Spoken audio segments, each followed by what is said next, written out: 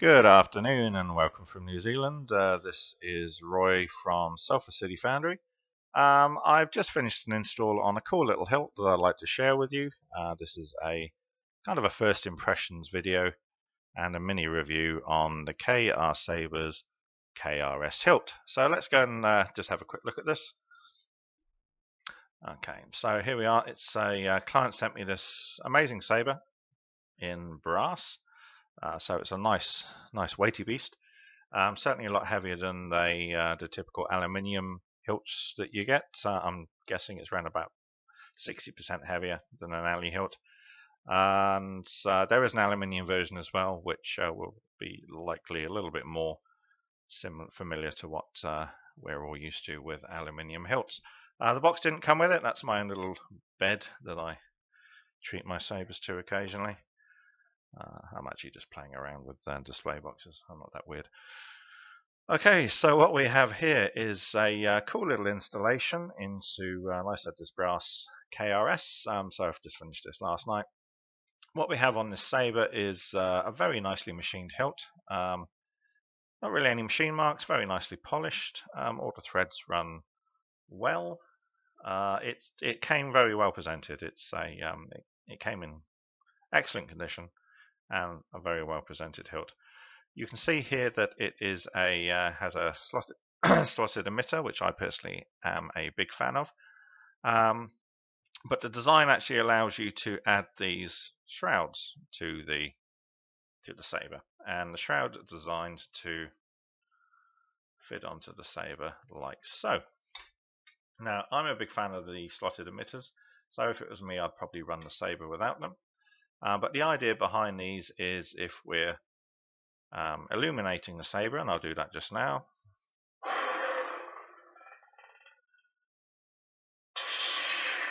You get this really nice underglow coming from the emitter. Like I said, you can't see the slots anymore, but there's open enough just to let all of the light actually come through. But like I said, if it was me, I like slotted emitters, so I'd probably run without them. Okay, so what do we get? We get a single 12mm hole. There's no hole for a recharge port, so you'll have to accommodate one of those in your chassis.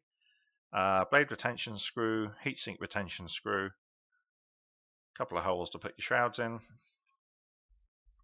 and that's and a CoverTech hole as well. Now, it should be noted that the CoverTech hole doesn't quite line up with anything on the hilt, and this was noted on the KR Sabers website. It's an easy fix. You can either get some shims and just rotate the 1, 2, 3 parts of the saber until that lines up around the back, or most people, again, as is noted in the website, and I would do this as well, would actually cover the entire grip section with a leather grip anyway. To be honest, with the brass version, you probably wouldn't want this swinging from your belt. It is pretty heavy. Aluminium, you can probably wear that fine. So if you're looking for something for your belt, get the aluminium version. This, when it's fully installed, does weigh around about 0.6, 0.7 of a kilogram. So it's not light. Okay, let's have a look at the installation. So we're running the heat sink that came with the hilt. More on that later. In the actual saber itself, the interior diameter of the hilt is drilled out to be pretty similar to a Saberforge, so I would suggest you could use most Saberforge chassis on one of these installations. It is slightly snugger, so you might have to trim the diameter of the chassis a little bit. My chassis, when empty, slotted in fine, but when you actually put a battery in, which bows out the chassis ever so slightly, and we're talking a small fraction of a millimeter here, it actually made it difficult to push into the hilt. That's something that can be easily fixed in about 1 or 2 minutes with some coarse, like P60 grit, wet and dry, or sandpaper. I literally just shook the chassis on the sandpaper while rotating it, and that kind of took off the outer diameter of the chassis. Tested it again with the battery inserted, and it went in fine. Once that's fine, just smooth out your chassis with some higher grade sandpaper, something like a P150, P160, I think there it was, and you've got a nice smooth chassis that actually fits. So we've got a Nano Biscotte V4 tucked in there on the chassis, recharge port, nice bass 2-watt 4-ohm speaker. You tend to find the 4-ohm speakers run a little bit louder than the 8 ohms. If you do the power calculation on those, the lower resistance actually gives you more power, apparently. So that's what I learned from my physics days. So a nice tidy little recharge port in the bottom there. Third pin going to the battery negative is actually hard soldered right onto that 18650 battery, which doesn't shake, so it's a really nice joint. And that is it. Some really nice tidy wiring. I do use hot glue. I know it's a taboo for some people. I just have to say, you'll have to get over yourselves. The stuff's a godsend. If you use it in very small amounts and in the right places. It's used here just to take some of the stress off the speaker wires. There's a blob on the back of the speaker as well, just to take the stress off these joints here, which are notoriously twitchy. And there's also kind of a blob a little bit further up on the chassis as well. But as you can actually see, it's not excessive. It's all very neat. And seriously, if you've got issues with hot glue, you're kind of taking aesthetics over functionality, really. The stuff is really good for strengthening or taking the stress off of solder joints.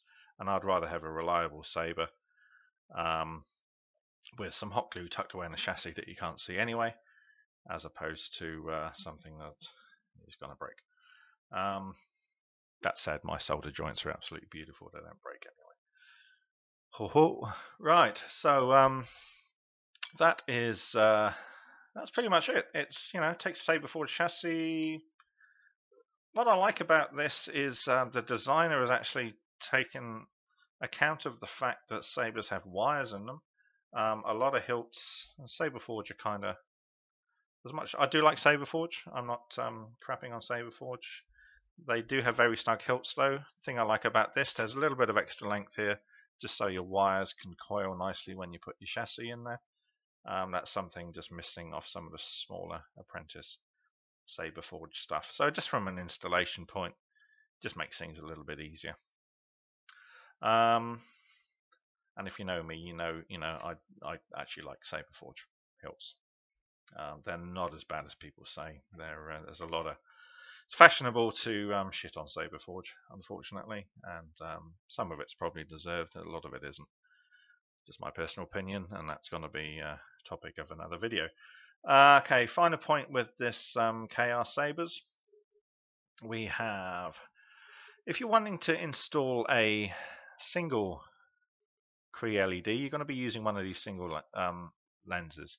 You notice they're a lot deeper than the lens component of a Tri-Cree. Now, I can only assume that when they measured up for the heatsink, they measured up on a Tri-Cree lens, didn't take into account the fact that single lenses are a lot deeper, because you're going to have issues fitting a single lens into the heatsink that came with the Saber. Literally, you can get it in there with a flat Tri-Cree. Don't even think about using some of the cheaper LEDs on the market. They have the white collar on it. They just simply won't fit. But if you put a flat Cree on there, put the heatsink together, you've literally got about half a turn where it catches and then tightens, and it won't compress anymore because there's physically not the space to tighten the heatsink up. If you use a Tri-Cree lens, you won't get that issue. You can shave down the bottom of a single lens, and I did try it with the heatsink and popped an LED in there. It actually worked okay. It still didn't close fully, but it was certainly functional. Only problem with moving the LED die in relation to the actual lens itself, it changes all the angles within the lens. So it actually opened the beam up a little bit. So this went from being a nice tight 5-degree thin lens to something that was a bit wider. If you get a wider lens, you're going to get a lot more base flare, and you're not going to get as much of an evenly lit blade. So short version and advice: fit a Tri-LED in there. Just spend a bit more money on your LED, and it's going to save you a lot of hassle faffing around with that in the long run.